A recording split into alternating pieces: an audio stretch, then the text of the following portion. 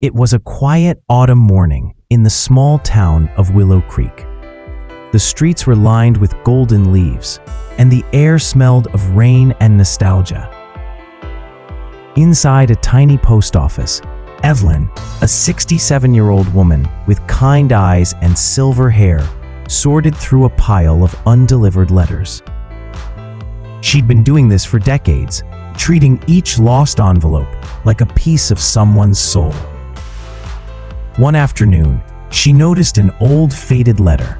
The paper yellowed, the address smudged. It was dated 1998. It read, "To my little boy, Jack. If this ever reaches you, know that I never stopped loving you." It was signed, "Your father, Michael." Evelyn's hands trembled. She whispered, "Oh dear, this one never made it." That night, she sat by her fireplace, reading the letter again.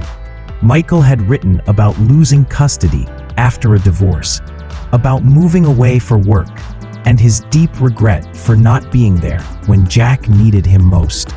The last line said, "Maybe someday, this letter will find it." Evelyn couldn't sleep. She decided she would find Jack, even if it took her days. After hours of searching through old town records and phone books, she found a name: Jack Turner, age 34, a mechanic living just outside town. The next morning, she drove to his small garage. Jack, a tired man with oil-stained hands, looked up as Evelyn approached. "Hi there," she said softly. "I work at the post office. I think I have something that belongs to you." She handed him the old envelope. Jack frowned, confused, then slowly opened it. As he read, his eyes filled with tears. "My dad," he whispered. "I thought he never cared." Evelyn stood quietly as he read every word, twice. When he finished, he said, "He died the same year this was written. I never got to hear him say he was sorry." Evelyn's voice was gentle. "Maybe you just did, sweetheart."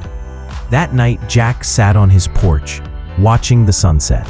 For years, he'd carried bitterness. But now, all he felt was peace. He took out his phone and called his mother, whom he hadn't spoken to in months. "Mom," he said softly, "I just wanted to say, I love you." A pause. Then his mom's voice broke with emotion. "Oh, Jack, I love you too, honey." Weeks later, Evelyn received a small note in the mail. It read, "Thank you for delivering more than a letter. You delivered a family back to love."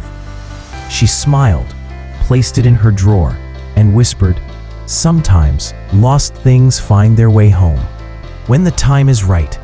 Moral: even the things we think are lost forever, love, family, forgiveness, can still find their way back if the heart is willing to open.